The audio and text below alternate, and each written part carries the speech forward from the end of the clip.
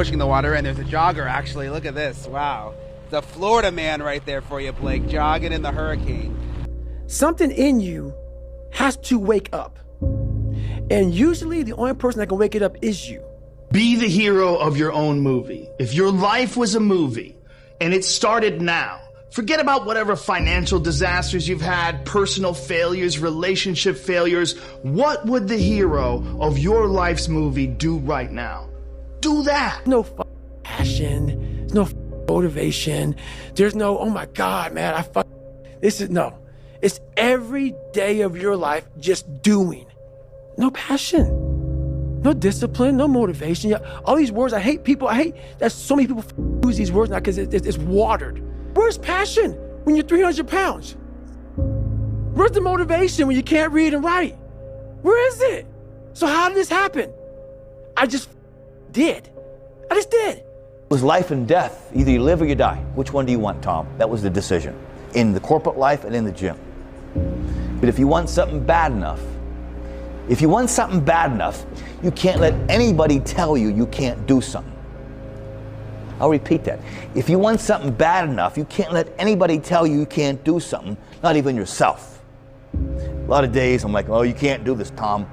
You can't be as quick as a 30-year-old on the computer. Let me show you, man. I would have arguments with myself. I could do it.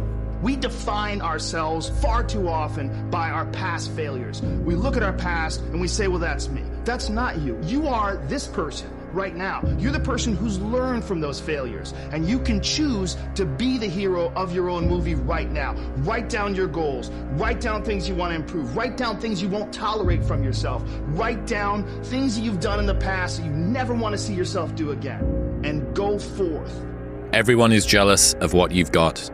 No one is jealous of how you got it. Everybody wants the view, but no one wants the climb. We're up here because of 4 a.m. We're up here because of 2-a-days or 5-a-days. We're up here because we had a dream and let nothing stand in our way. People see the trophies, but not the training ground. I have failed far more times than I've succeeded. Far more. You will never succeed more than you fail. That's not how it works. You know why? Because failure is a wonderful teacher. It's the only way to learn. You have to fail. Failure is a part of the process to becoming successful. So when you fail, it's a part of the process. Shit, who you know that gets it right all the time? That's impossible. You have to fail. Matter of fact, when you fail, be glad about it. Every time you fail, you're one step closer. The only way you're ever going to get to the other side of this journey is you have got to suffer to grow. To grow, you must suffer.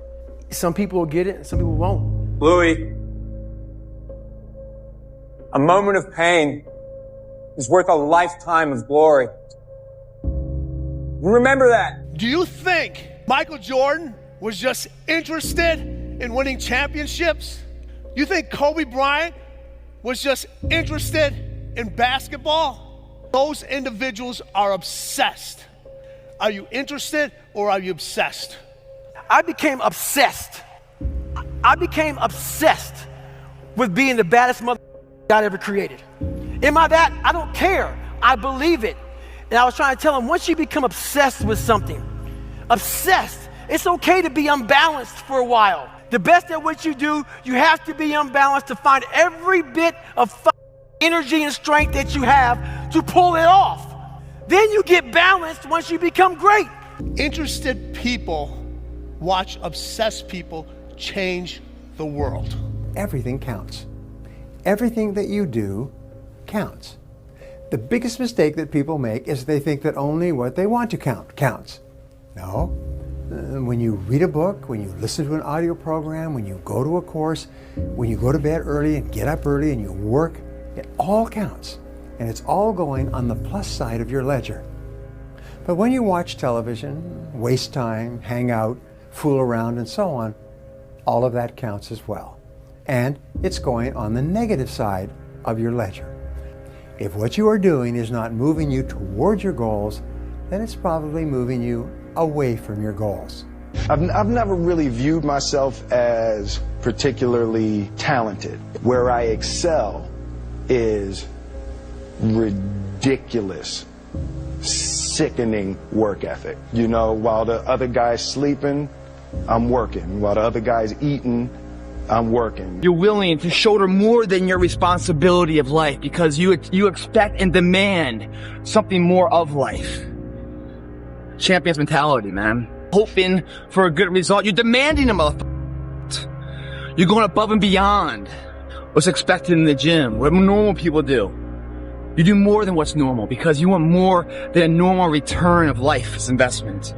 Les Brown's a motivational speaker. He made an analogy about this. He says, imagine you're on your deathbed, and standing around your deathbed are the ghosts representing your unfulfilled potential. The ghost of the ideas you never acted on. The ghost of the talents you didn't use. And they're standing around your bed, angry, disappointed, and upset. They say, we came to you because you could have brought us to life, they say. And now we have to go to the grave together. So I ask you today, how many ghosts are going to be around your bed when your time comes? You think when you're young that you have all this time. You have no time. There's no time. Every day when you get out of bed, life's standing right there to kick you in the face, man. Life is going to throw all kinds of crazy shit at you, right? You have to be ready for it, and you got to with it. You can't curl up into a ball. You can't run away from it. You can't hide. You have to take all this shit head on.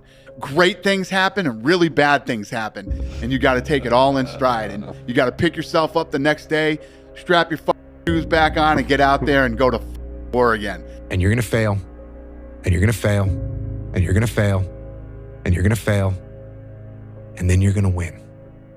And that's life. Life without those challenges, it's just existence. Don't just exist. Go live. Bro, you gotta stop. You gotta stop with all this I can't catch a break. All the time you're complaining, you could be instead hustling. You could be instead chasing your dream. You could be instead figuring out what you're doing wrong, trying to improve certain aspects of your life, getting your together, reading a book, meditating, something. Nobody cares, you know? At the end of the day, nobody cares.